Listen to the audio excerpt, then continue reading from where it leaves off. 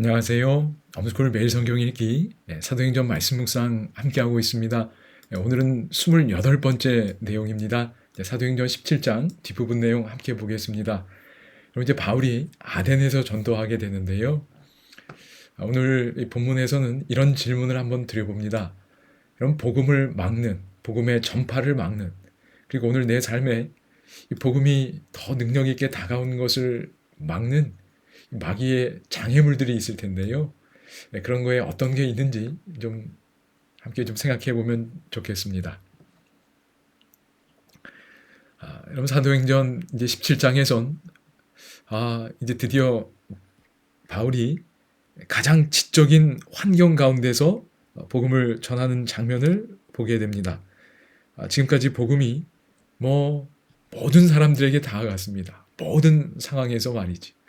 여러 장애물들을 뚫고 다가갔는데 가장 지적인 환경에서는 어떤 모습으로 바울이 또 전도하고 또 그런 어떤 반응들이 있었는지 좀 보겠습니다. 여기 16절에서 21절은 아덴에서의 바울의 활동입니다. 아덴에서, 아테네지요. 그리고 언행전이라 그랬지요. 그래서 여기는 바울의 설교입니다. 그러니까 아테네에서 바울이 설교한 게 여기 기록되어 있어요.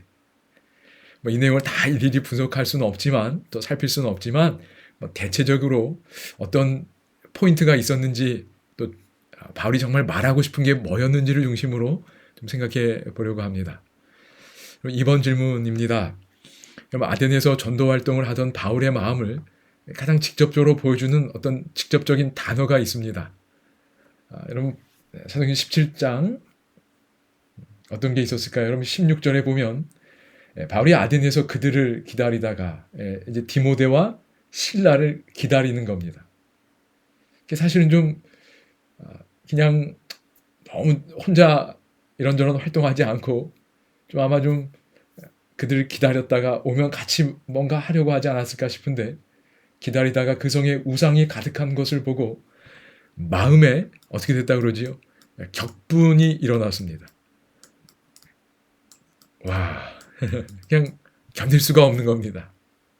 그래서 17절에 보면 회당에서는 유대인과 경건한 사람들과 또 장터에서는 날마다 만나는 사람들과 변론했습니다. 바울이 마음의 깊은 이 부담을 어떻게 할 수가 없었던 것 같아요. 바울 참 어쨌든 존경스럽습니다. 회당에서뿐만 아니라 유대인 경건한 사람들과 대화하고 복음을 전할 뿐만 아니라 장터에서는 날마다 만나는 사람들과 변론했다고 합니다. 이야기 나눈 거지.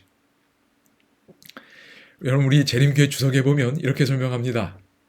분명히 바울은 아덴에서 설교할 의도가 없었지만 이렇게 얘기했어요. 그냥 가만히 있으려고 그랬습니다. 근데 방금 저희가 본 것처럼 격분이 일어났어요. 그 광경들을 보니까 가만히 있을 수가 없는 겁니다. 우상이 가득한 것을 보고 다른 사람들은 그 조각상의 아름다움을 보면서 감탄할지 모르지만 바울은 격분한 겁니다. 그래서 그가 설교하도록 불을 지폈고 디모데와 실라가 도착하기 전이었지만 말할 수밖에 없었다 이렇게 설명합니다. 바울의 마음이 좀 느껴지시면 좋겠습니다. 그래서요 바울이 주로 어디에서 말씀을 전했나요? 방금 전에 본 것처럼 17절에서 회당에서 여전히 말씀을 전했습니다. 유대인 그리고 경건한 사람들, 그러니까 이방인인데 특별히 유대 신앙의 매력을 느끼고 하나님, 한 분이신 하나님을 또 경외하는 사람들, 그들과 회당에서 이야기를 나눴습니다. 그리고 장터에서는 보통의 사람들이지요. 날마다 만나는 사람들과 또 변론했다고 이야기합니다. 그럼 바울이 얼마나 말을 잘했고 많이 했는지 여러분 바울을 뭐라고 불렀나요? 여기 18절에 보면 이 아덴에 여러 학파들이 있었잖아요. 에피쿠로스 학파, 스토아 철학자들 이들이 바울과 이제 변론한 겁니다. 쟁론했어요. 어떤 사람은 이르되 이 말쟁이가 무슨 말을 하고자 하느냐. 바울을 뭐라고 불렀어요? 말쟁이라고 불렀습니다. 바울이 말쟁이, 아마 폄하한 표현이었겠죠. 이 사람 말쟁이구나, 이렇게. 그리고 또 어떤 사람은 18절에 뭐라고 그러죠? 이방 신들을 전하는 사람인가 보다, 이렇게 얘기했어. 바울이라는 사람이 또 다른, 그들이 알고 있던 신과 다른, 또 다른 어떤 이방 신을 전하는 사람인가 보다, 이렇게 이야기했습니다. 그런데 거기 18절 이따가도 보겠지만 바울이 뭐를 말하고 싶었어요? 예수와 그 다음, 맞습니다. 예수와 부활을 말하고 싶었습니다. 바울이 예수님과 부활을 말하고 싶었습니다. 그러니까 바울의 이 기별의 핵심이 이 단어 속에 담겨져 있는 것 같아요. 그런데 여러분 17장 21절에 보면 아덴 사람들의 주된 관심사가 소개가 됩니다. 21절에 보면 아덴 사람과 거기서 난 외국인들이 가장 새로운 것을 말하고 그랬어요. 듣는 것 이외에는 달리 시간을 쓰지 않음이더라. 요 앞서서 여러분 잠깐만 여기 19절 한번 보시기 바랍니다. 그를 붙들어 어디로 가자고 그러지요? 아레오바고라는 곳이 소개가 됩니다. 아레오바고. 여러분 거기가 아레스의 언덕이라는 의미를 가지고 있는데 약간 낮은 언덕인가 봅니다. 근데 거기가 법정으로도 쓰이고 그 다음에 연설 장소로도 쓰였습니다. 그래서 바울 너러 거기 가자. 그리고 너가 말하는 이 새로운 가르침이 무엇인지 거기서 말하라고 하는 겁니다. 그래서 그 아레오바고로 가는 거지. 그러면서 그들의 어떤 성향이 있냐면 21절에 보면 방금 전에 읽은 것처럼 새로운 것을 말하고 듣는 것 이외에는 달리 시간을 쓰지 않는다고 이야기합니다. 주된 관심사가 뭐예요? 이 사람들은 새로운 아이디어, 새로운 사상, 최신의 어떤 이야기 이런 것들을 즐기는 사람들이었습니다. 지적으로 거기서 즐거움을 느꼈던 사람이고 그런 장소가 여기 아레오바고라는 곳으로 소개되고 있습니다. 이제 바울의 이야기가 뭔가 좀 새롭잖아요. 예수 부활. 그래서 또 거기서 좀 이야기해봐라 해서 이제 그곳으로 가는 겁니다.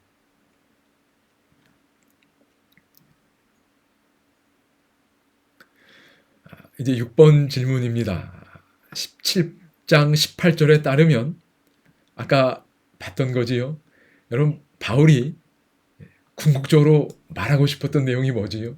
18절에 보면 맞습니다. 예수님과 그리고 부활이었습니다. 예수님이 부활하셨고 그리스도 안에서 우리도 부활할 수 있다는 새 생명을 받는다는 그 메시지를 나누고 싶었습니다. 그런데 10장 22절부터 이제 바울이 아레오바고에서 이야기합니다.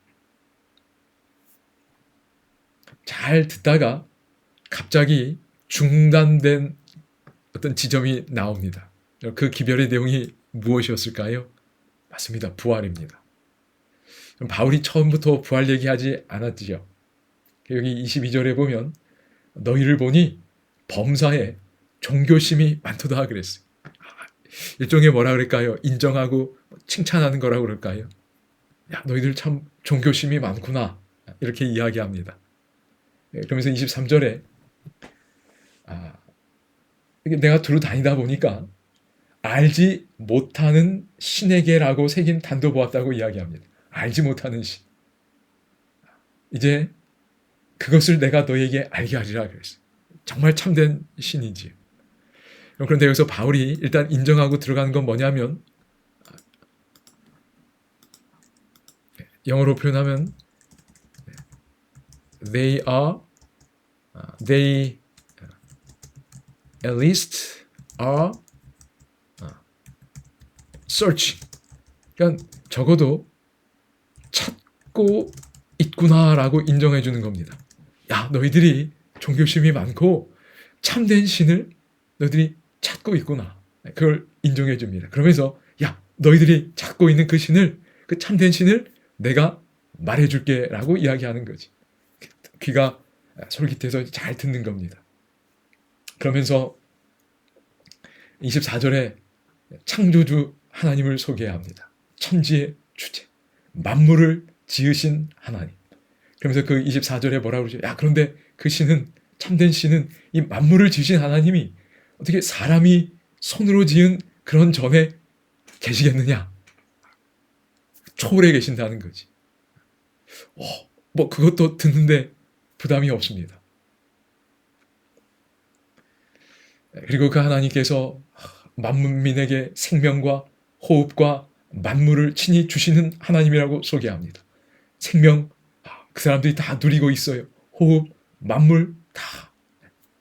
26절, 인류의 모든 족속 한 혈통으로 만드시고 땅에 살게 하시고 거주의 경계를 한정하시고, 이거 다 이 사람들이 경험하고 있고 알고 있고 생각할 수 있는 것들입니다.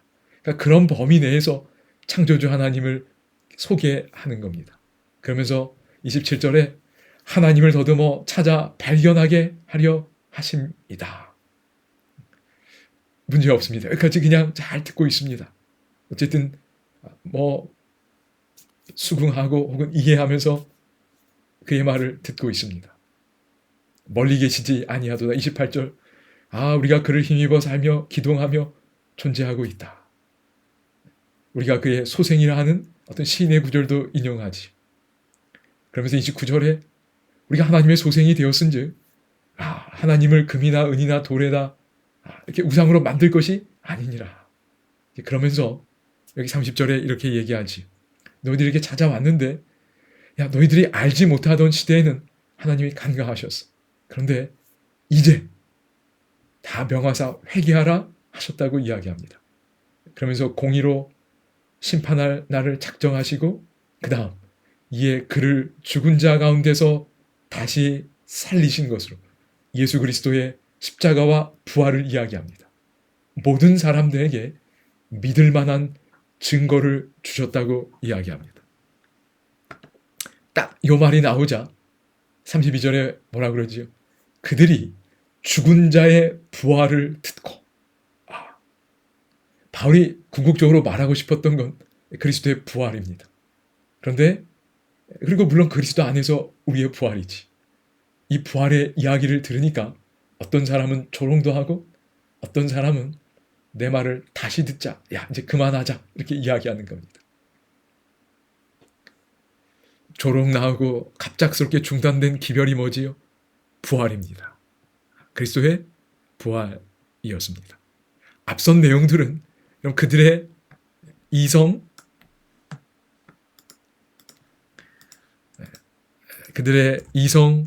그리고 관찰 이런 거에 크게 충돌되지 않았던 것으로 보입니다. 그래서 그냥 이렇게 잘 듣고 있었어요. 경청했다고 생각이 됩니다. 그런데 부활 이야기가 나오니까 못 듣는 겁니다.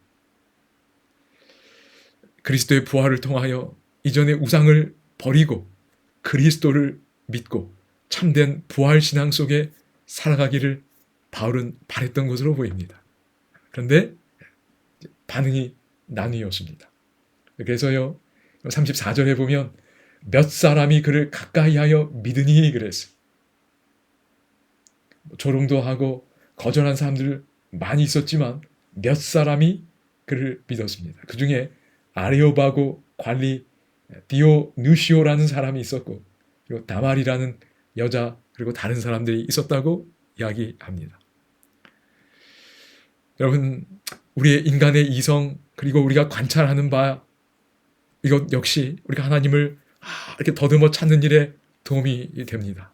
그런데 그것만 가지고는 충분하지 않은 것 같아요. 우리가 보통 이야기하는 계시가 필요합니다. 하나님이 직접적으로 우리에게 깨닫도록 도와주시는 계시가 필요한 거예요. 예수 그리스도의 십자가 사건, 부활 사건은 놀라운 계시적 사건이었습니다. 그리고 오늘 우리에게 주신 성경 또한 하나님의 계시가 전달되는 거예요. 우리가 다 이해할 수도 없고 다 관찰할 수도 없지만 우리는 이걸 통해서 하나님이 우리에게 주시는 복음의 기별을 믿고 살아가게 됩니다. 여러분 부활을 생각해 보십시오. 여러분 부활 이 우리가 자연을 관찰하는 것과 물론 우리가 이렇게 봄에 꽃이 피고 하는 것들 보면서 이거 또 살아나네 이렇게도 생각할 수 있지만 대체적으로 보면 자연을 관찰하는 것과 충돌됩니다. 여러분 자연에 존재하는 사물들 다 어떻게 되지요? 죽고 썩고 이게 우리 눈에 보이는 바입니다. 새로운 부활의 사건이 관찰되거나 경험된 것도 없어. 그래서 인간의 이성과 관찰만으로는 부활을 사실 온전히 믿을 수가 없습니다. 여러분 그런데 우리는 예수 그리스도의 십자가와 부활 사건을 통하여 그리고 그것을 보고 들은 증인들의 기록인 성경을 통하여 우리는 그리스도의 부활을 믿는 사람들입니다. 여러분 사실 이게 정말 놀라운 믿음입니다. 오늘 우리가 그리스도의 부활을 믿고 살아가고 있다면 이건 정말 놀라운 믿음의 선물을 받았다고 생각이 됩니다. 여러분 그런데 제가 이제 이 내용들을 좀 마무리하면서요. 우리 주석에 이런 구절이 있었습니다.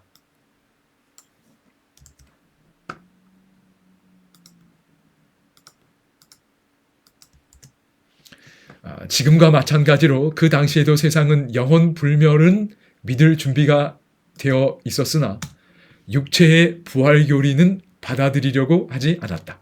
그럼 아테네잖아요. 영혼 불멸, 이게 지배적인 사상이었습니다. 육체는 썩지만 인간 안에 어떤 영혼이라는 게 있어서 그건 불멸한다.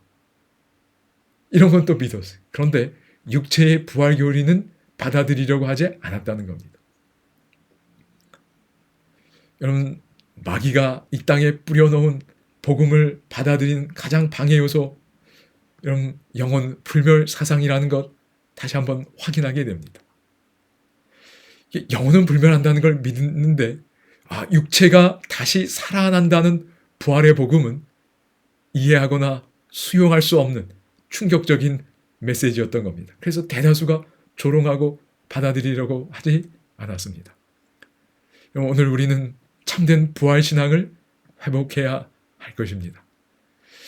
참된 부활신앙이 뭘까? 여러분이 더 많이 생각하시고 오늘 우리 하루하루의 삶이 정말 참된 부활신앙을 살아가면 좋겠습니다. 그런데 찬미가 621장도 그걸 잘 보여준 것 같아요.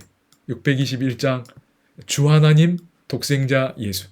그런데 이 영어 가사가 이건 참 좋습니다. 이게 아마 영어 자목이 Because He Lives예요. 그분이 살아계시기 때문에, 예수님 살아계시기 때문에 내 모든 죄 용서하시고 주 하나님 독생자 예수 날 위하여 오시었네. 이 땅에 오셔서 날 사랑하셨고 치유하셨고 용서하셨습니다. 그리고 여기 보면 이런 구절이 나옵니다.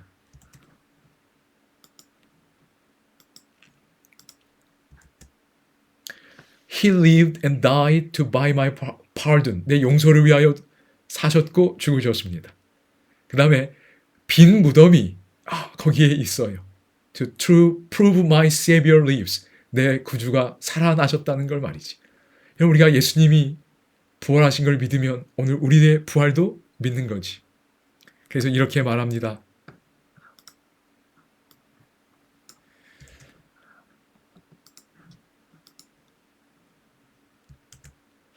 살아계신 주, 나의 참된 소망, 걱정, 근심 전혀 없네. 영어 가사로 보면 그분이 살아계시기 때문에 나는 내일을 딱 마주할 수 있다는 겁니다. 그분이 살아계시기 때문에 모든 두려움은 is gone. 사라진 거예요. 여러분 이게 진짜 부활신앙 아닌가요? 오늘 우리가 육체를 가지고 살아가는 하루하루의 삶이 살아계신 주님과의 관계 속에 이런 고백하며 살아간다면 진짜 부활신앙이라고 믿습니다. 이 찬양 영어로 들으시면서 다시 한번 살아계신 주님 깊이 생각하고 감사하는 시간 되면 좋겠습니다.